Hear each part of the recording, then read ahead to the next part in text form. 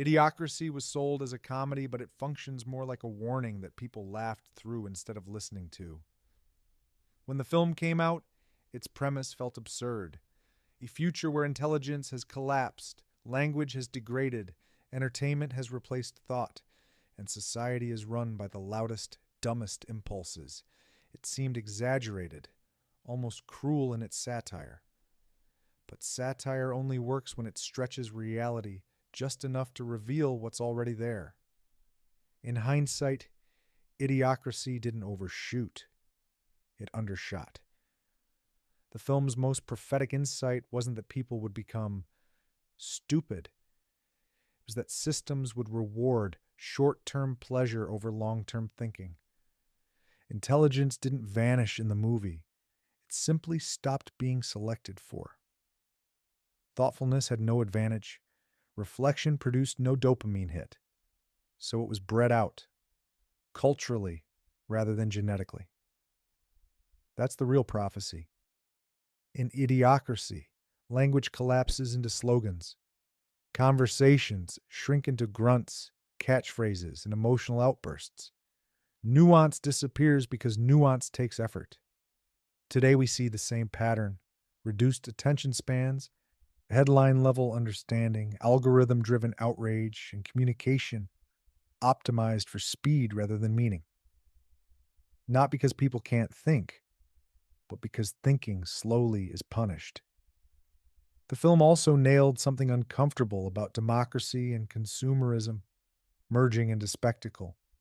Leadership in Idiocracy isn't evil, it's hollow. Power is handed to whoever entertains best, not whoever understands most. That wasn't a joke about politics. It was a diagnosis of a culture that confuses visibility with competence. Sound familiar? The most chilling moment in the movie isn't the stupidity, it's the fact that no one notices. The world is collapsing, crops won't grow, systems are failing, and yet everyone keeps cheering, buying, consuming, and numbing.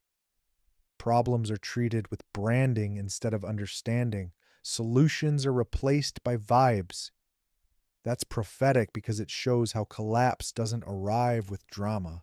It arrives with apathy. Idiocracy also exposes a deeper truth. Stupidity isn't the opposite of intelligence. It's the absence of responsibility. People in the film aren't malicious. They're incurious. They've outsourced thinking entirely.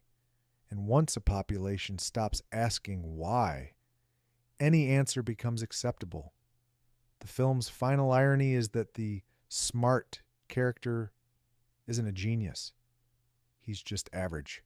That's the point. You don't need brilliance to see what's wrong.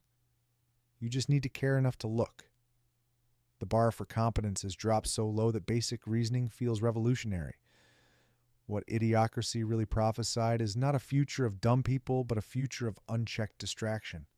A culture where attention is fragmented, seriousness is mocked, and depth is treated as elitism. Where entertainment replaces wisdom and comfort replaces truth. And the scariest part? We didn't fall into that future by force. We laughed our way into it.